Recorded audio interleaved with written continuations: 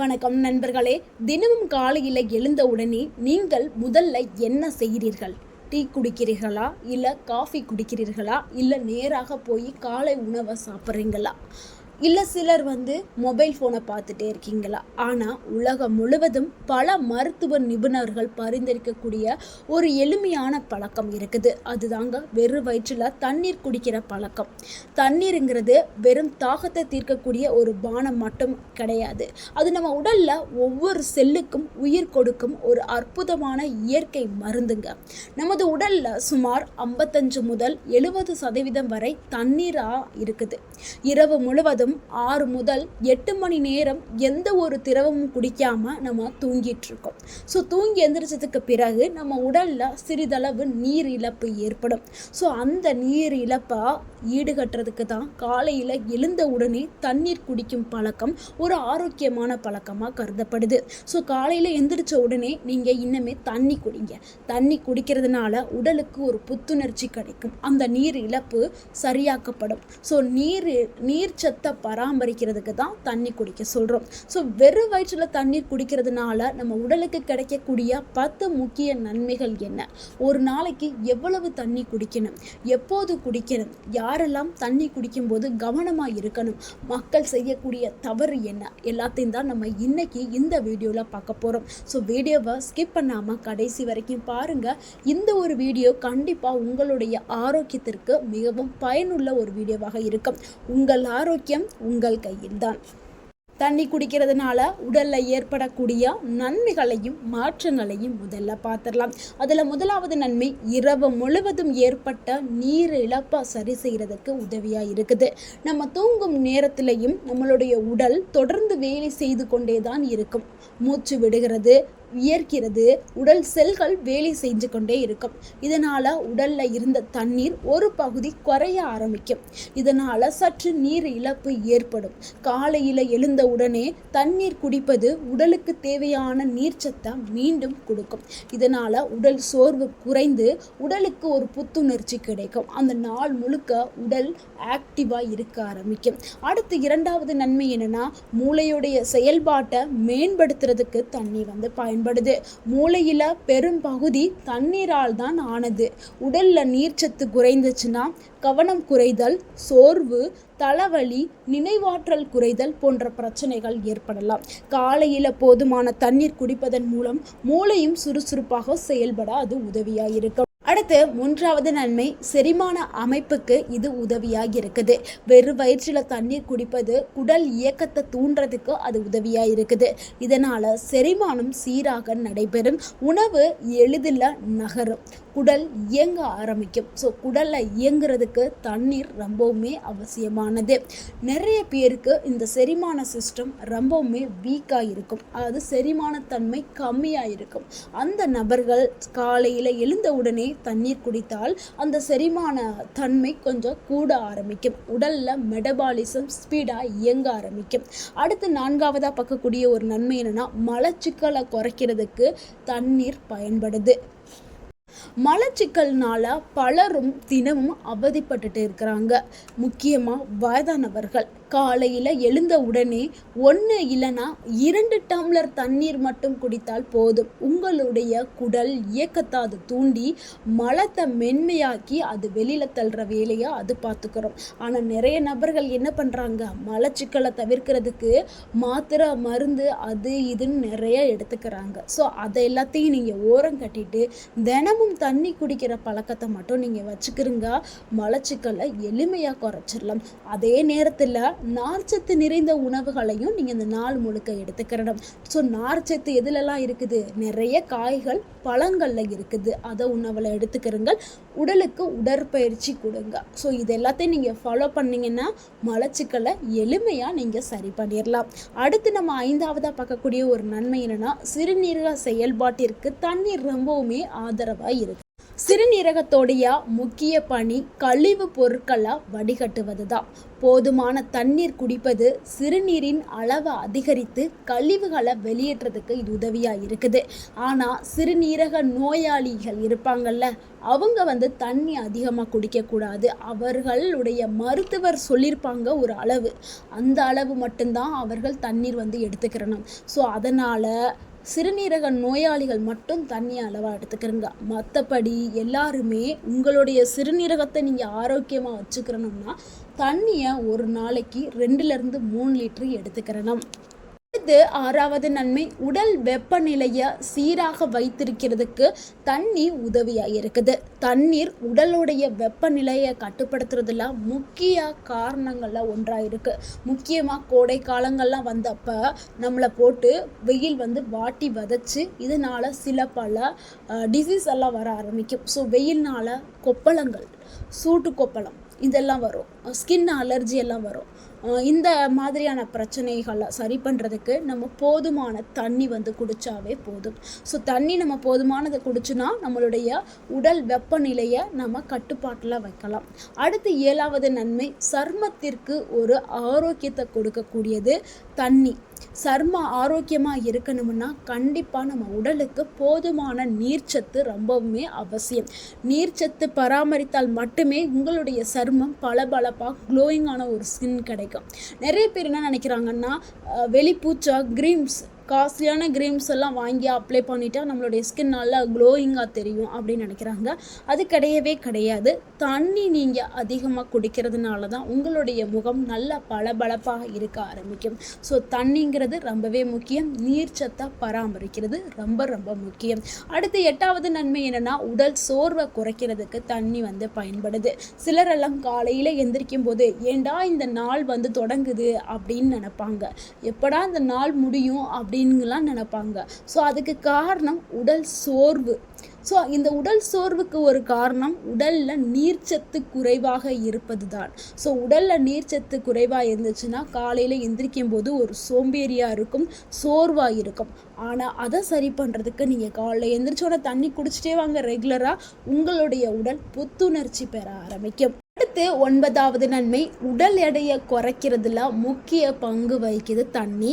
அதனால் தண்ணி மட்டும் குடித்தா உடல் எடை குறையும் அப்படின்னு சொல்ல முடியாது.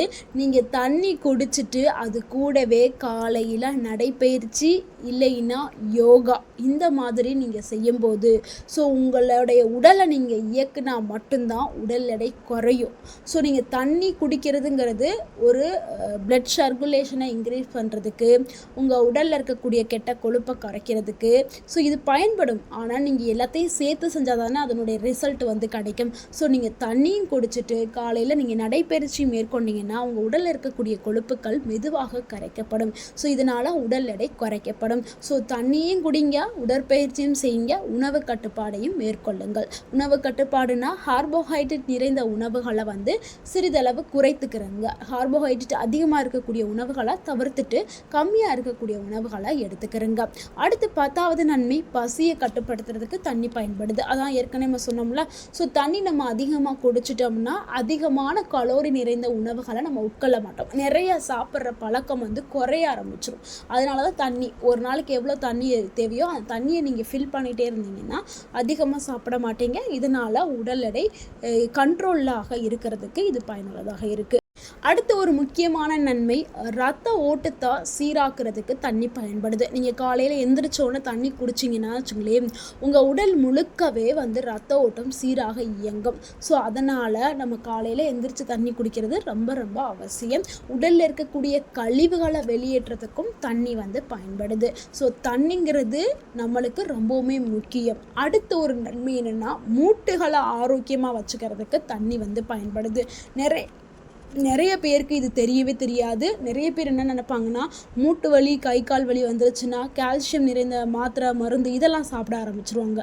தண்ணி கண்டிப்பாக தேவை. ஏன்னா மூட்டுகளை சுற்றி இருக்கக்கூடிய அந்த உறுப்பு இருக்குல்ல, அது தண்ணி சத்து கம்மியாக ஆயிடுச்சுன்னா அது வலி வீக்கம்லாம் கொடுத்துட்டே இருக்கும், அங்கே உராய்வு ஏற்படும்.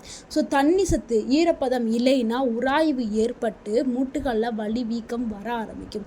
ஸோ அங்கே நீங்கள் மூட்டுகளில் நீங்கள் ஆரோக்கியமாக வச்சுக்கிறணும், மூட்டு வலியிலேருந்து நீங்கள் விடுபடணும் அப்படின்னா உங்கள் மூட்டுகளுக்கு நீர்ச்சத்தை நீங்கள் மெயின்டைன் பண்ணணும். அப்போ உடலில் நீர்ச்சத்து ரொம்ப ரொம்ப முக்கியம். அப்போ தான் உங்களுடைய மூட்டுகளும் ஆரோக்கியமாக இருக்கும். அடுத்து ஒரு முக்கியமான நன்மை என்னென்னா, வயதானவர்களுக்கு வாயில் வாய் வறட்சி இதெல்லாம் ஏற்படும். ஸோ நைட்டு தூங்குவாங்க, தூங்கிட்டு காலைல எழுந்திரிக்கும் போது வாயெல்லாம் வறண்டு போய் இருக்கும். ஸோ அதுக்கு காரணம் அவங்க உடலில் நீர்ச்சத்து பற்றாக்குறையை காமிக்கக்கூடிய ஒரு அறிகுறி தான். ஸோ அப்படி இருக்கக்கூடிய வயதான நபர்கள் என்ன பண்ணணும்னா, ஒரு நாள் முழுக்கவே அரை மணி நேரத்துக்கு ஒன்ஸ் கொஞ்சம் கொஞ்சமாக அவங்க நீரை குடிச்சுக்கிட்டே இருக்கணும், தண்ணீரை எடுத்துக்கிட்டே இருக்கணும். அப்போ தான் அவங்களுடைய அந்த வாய் வறட்சியை கண்ட்ரோல் பண்ண முடியும். ஸோ வயதானவர்களுக்கு தாகம் ஃபீல் இருக்காது, அதனால் தண்ணியை குடிக்க மாட்டாங்க, குறைந்த அளவு தான் குடிப்பாங்க. ஸோ அப்படி குறைந்த அளவில் குடிக்கும்போது கல்லீரல், அதாவது கிட்னி சார்ந்த பிரச்சனைகள், ஸ்டோன் ப்ராப்ளம் இதெல்லாமே வர ஆரம்பிக்கும். ஸோ நிறையா சிறுநீரக இன்ஃபெக்ஷன் வர ஆரம்பிக்கும். ஸோ நிறைய பிரச்சனைகளில் வயதானவர்கள் மாட்டிக்கிடுவாங்க.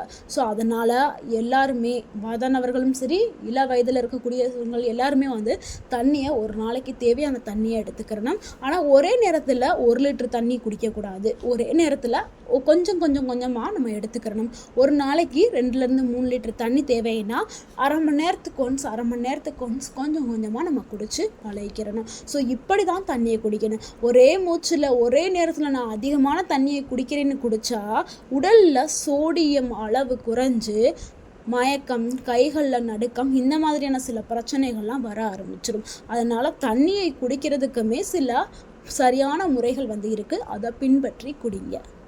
இப்போ நிறைய பேருக்கு ஒரு டவுட் இருக்கும், தண்ணியை குடிக்க சொல்லிட்டாங்க காலையில், ஸோ இது தண்ணி குடித்தா இவ்வளோ நன்மைங்கிறதையும் சொல்லிட்டாங்க, ஆனால் என்ன தண்ணியை குடிக்கணும் அப்படிங்கிறத சொல்லலையே அப்படின்னு உங்களுக்கு டவுட் இருக்கும். தண்ணினாவே ரொம்பவே நல்லது. குடிக்கிற தண்ணியாக குடிங்க, நல்ல தண்ணியாக. அது சாதாரண தண்ணியாக இருந்தாலும் சரி, வெதுவெதுப்பான நிலையில் இருந்தாலும் சரி. சுடு தண்ணியாக நீங்கள் காலையில் குடிச்சிங்கன்னா உங்களுக்கு இன்னுமே நல்ல ஒரு பெட்டரான ஒரு ஃபீலிங் கிடைக்கும். காலையில் நீங்கள் வெதுவெதுப்பாக குடிக்கிறதுக்கு சிலர்லாம் விரும்புவாங்க, அவங்க வெதுவெதுப்பாகவே குடிங்க. சிலருக்கு குளிர்ச்சியாக குடிக்கணும்னு நினைப்பாங்க, அதுக்காக ஃப்ரிட்ஜ் தண்ணி எடுத்து குடிச்சிடாதீங்க. நார்மல் தண்ணி தான், குடத்தில் இருக்க தண்ணி ப்ளஸ் வெதுவெதுப்பான தண்ணி, இதைத்தான் குடிக்கணும். கூலிங் வாட்டர் குடிக்காதீங்க, ஐஸ் வாட்டர் தான் சொன்னேன், குடிக்காதீங்க. இப்போ மக்கள் செய்யக்கூடிய தவறுகளை பார்த்துடலாம். மக்கள் என்ன பண்ணுவாங்க, தாகம் இல்லாமையே அளவுக்கு மீறி தண்ணி குடிப்பாங்க ஒரு சில நேரம், நம்ம சொல்லிட்டோம்ங்கிறதுக்காக. அது தவறு.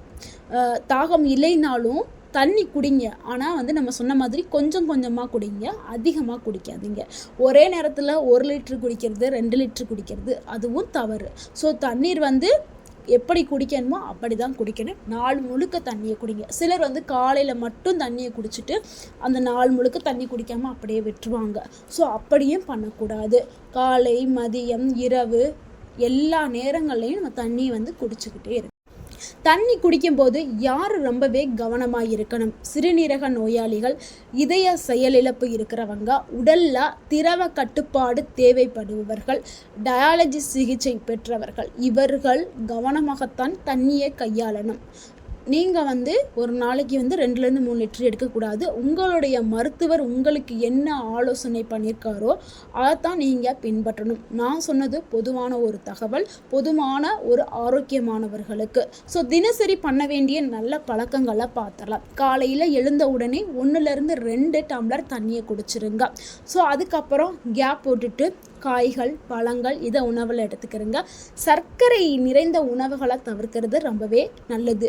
சர்க்கரையை முடிஞ்ச அளவுக்கு குறைச்சிக்க பார்த்துருங்க. ஒரு நாளைக்கு உடற்பயிற்சி செய்யணும். கண்டிப்பாக நடைப்பயிற்சி நீங்கள் மேற்கொள்ளலாம். இல்லை நான் ஸ்ட்ரென்தனிங் ஒர்க் அவுட் பண்ணுறேன் அப்படின்னாலும் அதையும் நீங்கள் பண்ணலாம். ஆனால் கண்டிப்பாக உடற்பயிற்சி மேற்கொள்ளணும். அதை செய்ய மறந்துடாதீங்க. உடலை நீங்கள் ஆரோக்கியமாக வச்சுக்கிறணும்னா உடற்பயிற்சி, உணவு, அடுத்து தூக்கம், இது 3மே ரொம்ப ரொம்ப முக்கியம். ஸோ உடற்பயிற்சி பண்ணிடுங்க. அடுத்து தண்ணியை மறந்துடாதீங்க. அதுக்கப்புறம் கால்சியம், புரோட்டீன் நிறைந்த உணவுகளை எடுத்துக்கிறேங்க. அடுத்து தூக்கம் 7-8 மணி நேரம் கம்பல்சரி தூங்கிடுங்க. ஸோ இதுதான் உங்களை ஒரு ஆரோக்கியமான ஒரு லைஃப்குள்ளே கொண்டு போகக்கூடிய பழக்கம். எண்ணெயில் பொரிச்சது, வறுத்தது, ஜங்க் ஃபுட் இதை சாப்பிட்றத தவிர்த்துடுங்க. ஸோ உங்களால் தவிர்க்க முடியாத சூழ்நிலை, எனக்கே ஒரு நாள் வேணால் சாப்பிடுங்க, ரெகுலராக சாப்பிடாதீங்க.